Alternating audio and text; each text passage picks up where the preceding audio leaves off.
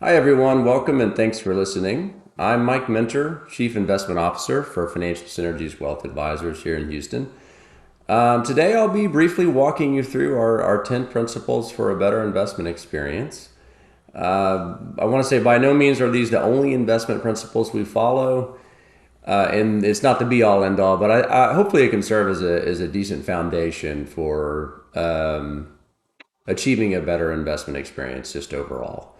Okay, so if you will just indulge me for maybe 2 minutes here, I wanted to just walk you through financial synergies. So why financial synergies? Why would you ever choose us? So trusted advisors, 1.2 billion in assets under management, around 750 client relationships. Fiduciary, we have a fiduciary duty to act in your best interest, meaning you always come first. We would do that even without our legal responsibility, but because it's ethical and we think it's the only way to do business. Comprehensive experience, 35 years, we've seen a lot. We work with complex portfolios and address unique needs, sometimes that require a pretty high level of investment expertise and also financial planning expertise. Transparent, so we are completely fee only, no commissions, incentives, no conflicts of interest. You pay us, that's it. We're not paid by any product sales or anything like that. Total wealth management, offer full service wealth management, so that's everything from comprehensive financial planning, investment management, tax planning, insurance, estate. If we don't have the expertise necessarily for your situation in-house at the time, we have great strategic partners and we'll bring them in and we can have it all under one roof and act as your quarterback. Diverse portfolio solutions. We offer globally diversified investment portfolios. We also have access to public and private markets. Depending on the situation, we'll utilize whatever tools are necessary to meet your goals. Okay, I appreciate you letting me get through that. So, principle number one, embrace market pricing. So every day, the world equity markets process billions of dollars in trades between buyers and sellers. And this real-time information, it helps to set these prices. It's very efficient. So and we never know what the next bit of information is going to be. Or what the future holds. It's always uncertain, but the prices will adjust accordingly. That's the beauty of the market. It doesn't mean that the price is always right. There's no way to definitively prove that, but we can accept the pricing is the best estimate of the actual value at that time. If you don't believe the market prices are good estimates, then if you believe that the market has it wrong, it's tough because you're pitting your beliefs and hunches against a collective knowledge of all market participants, and that's a tough hill to climb, very steep hill to climb, even for the most successful investors in history. So embracing market pricing, just at a very basic level, is a good starting point to help you be a better investor. Number two, so don't try to outguess the market. Kind of goes hand in hand, but so the market works against those trying to outperform through stock picking or market timing. It doesn't mean you can't put together a great portfolio with stocks. Market timing is another story altogether. But it's very difficult to outperform just by picking certain individual stocks. A lot of investors think they can identify mispriced securities and convert that knowledge, into higher returns. But the fair market pricing works against these efforts, as indicated by the large proportion of mutual funds and professionally managed funds that have underperformed their benchmarks.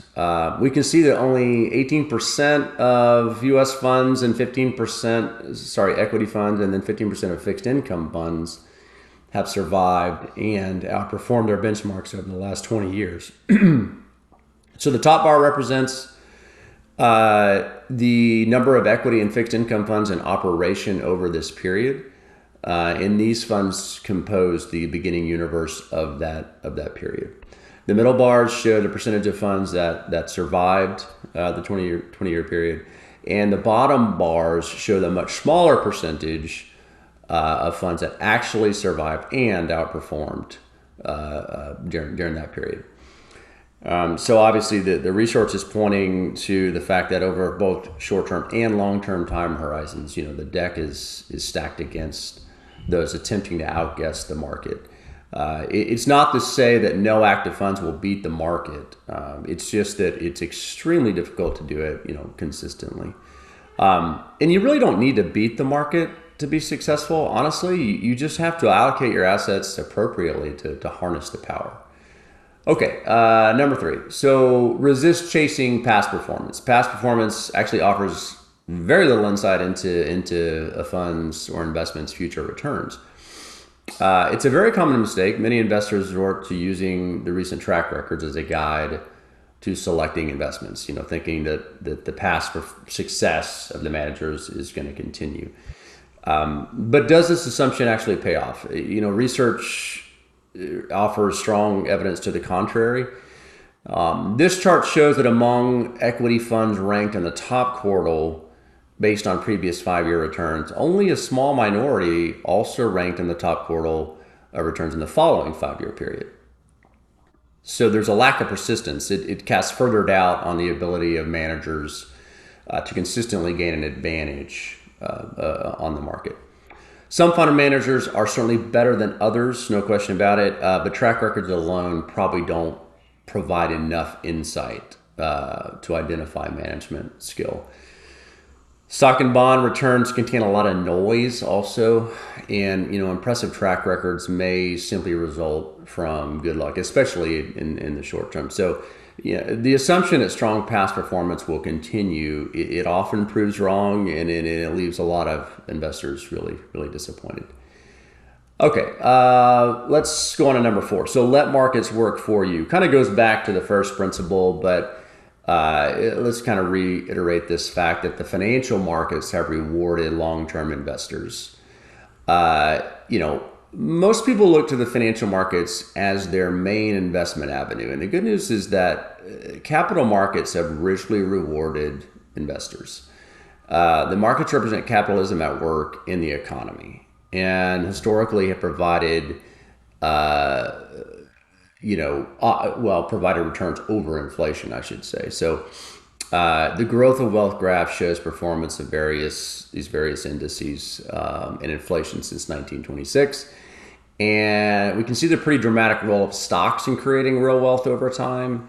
T-bills barely covered inflation, very, very short-term government, pretty much no risk. So very, barely covered inflation, while longer-term bonds have provided higher returns over inflation. But you can see stocks have far exceeded inflation and significantly outperformed bonds over time. Another key point is that not all stocks and bonds are the same. If we look at the performance of small cap stocks versus large cap stocks over this time period, $1 invested in small cap stocks in 1926 would be worth considerably more than $1 invested in large cap stocks. There's obviously risk and reward that goes with that, but that has been the case. So allocating across all company sectors and sizes, it will at least ensure you capture these performance discrepancies.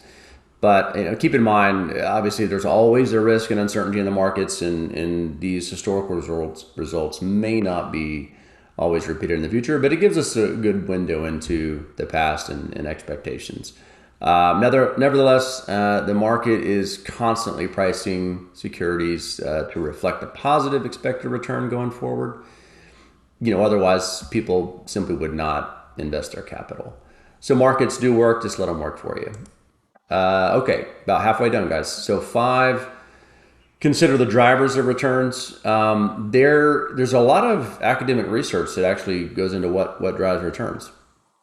And rather than just viewing the market universe in terms of just individual stocks and bonds, we can define the market along certain dimensions of expected returns. And we can identify broader areas or groups that have similar relevant characteristics. So this approach relies on academic research, which involves internal testing to identify these dimensions, which they point to differences in expected returns.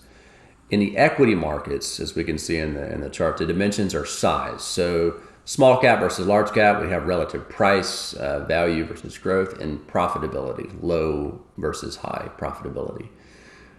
In the fixed income market, the dimensions are term, credit, and currency. And so the differences between stocks and bonds can be considerably large, as can be the differences even among a group of stocks or bonds. So the nice thing about this, the kind of the more evidence-based approach, is good returns. They don't necessarily involve predicting which stocks, bonds, or markets will outperform in the near future, but rather the goal it would be to diversify your portfolio that kind of emphasize some of these dimensions of higher expected returns. We also want to control costs, and we want to control turnover as well, low turnover in the portfolio. So see, these would be some of the drivers of returns. Okay, moving on to number 6. So practice smart diversification. So global diversification. It can obviously broaden your investment universe outside of the U.S. A lot of people concentrate their investments in their home stock market. They might consider their portfolio diversified when they choose a large group of U.S. stocks or mutual funds, or even in some cases may hold a small group of U.S. securities. And there's nothing wrong with having a home bias when investing. I mean, we actually have a U.S. bias in our own managed portfolios.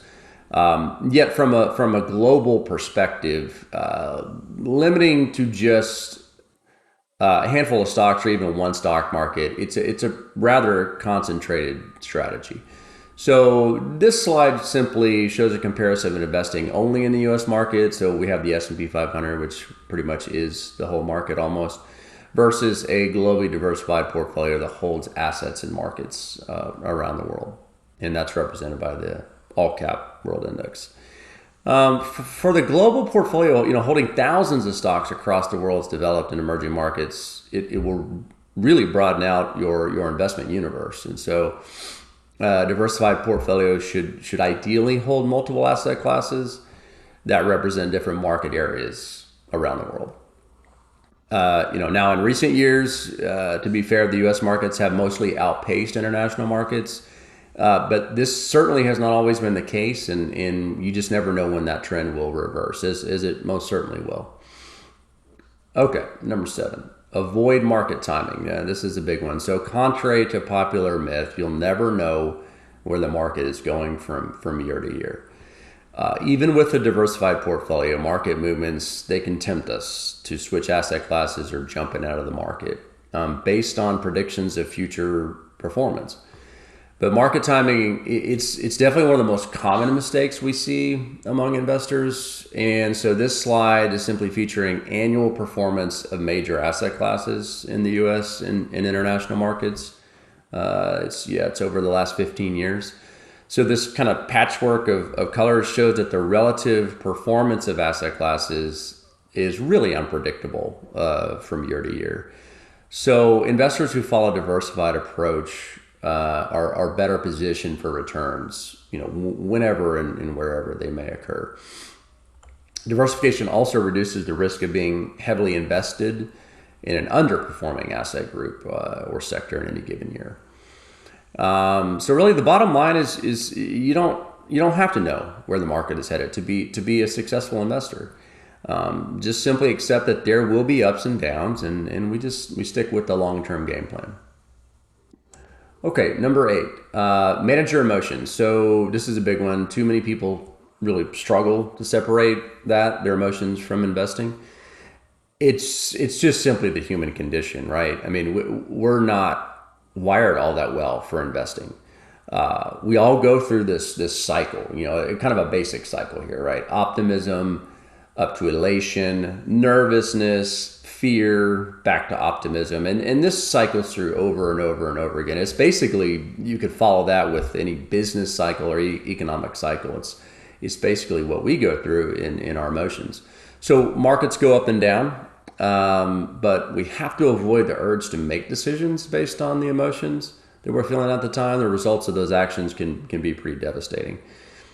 The 2008-2009 global market downturn, it offers a great example of how the cycle of fear and greed can drive our decisions. A lot of investors fled the market in early 2009, and it was just before the rebound began, and then they never really recovered. It's pretty devastating stuff. Locked in losses, experienced the stress of watching the markets climb and wondering, gosh, when do I get back? It's terrible to go through that emotionally. Very stressful. Staying disciplined through rising and falling markets is always a challenge, but it's crucial for long-term success. So, man, if you can nail this, then you're way ahead of the crowd. Okay. Look beyond the headlines. So tune out the noise. As simple as that. The financial media, it's not your friend. Its 24-hour news cycle can challenge your investment discipline. The message, they can stir anxiety about the future or tempt you to chase the latest investment fad. We urge you to turn off the TV if it's giving you anxiety, because remember, the media is in the entertainment business, certainly not in the prudent investment advice business. And the good news does not sell. So that's just kind of the way it is. What do you think they're going to focus on? They're always tending to focus on the negative. And unfortunately, this doom and gloom news and financial commentary, it can influence people's view of investing, and does, obviously. So without a strong investment philosophy as a guide, you might look to the advice of these news outlets, friends, neighbors, family, you name it, to develop a strategy, when really it shouldn't be that way. Have a strong foundation of your own and stick with that philosophy. So, and there's just no shortcuts, all right? Success requires a solid investment approach, long-term perspective, and just discipline to stay the course is what it comes down to. Final. All right, we made it, guys. This is great. So focus on what you can control. So as much as we would like, we can't control the performance of our investments. So we want to focus on things that add value and ignore the rest. So to have a better investment experience, try to tune out all the things that just don't add value. So a few examples would be creating an investment plan to fit your needs and risk tolerance, structure the portfolio along these dimensions of expected returns, diversify globally, manage expenses, turnover, and taxes. That's a big one. And staying disciplined through all the ups and downs.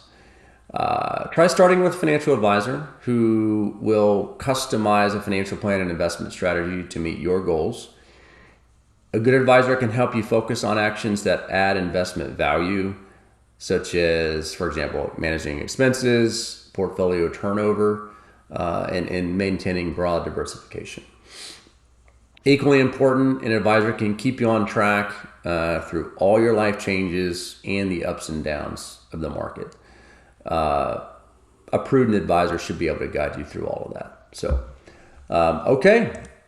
We made it through. I really appreciate you taking the time to view this video and listen to me explain these 10 investing principles. I apologize if I got a little long-winded. If you'd like to discuss any of these topics or our wealth management services, I urge you to contact us. That's what we are here for. We would be honored to have that conversation with you. So reach out at any time. Our contact info is right here on the slide. Pause it. View it again if you need to, but please contact us if you want to talk about anything discussed here or our services. Thanks, and have a great day.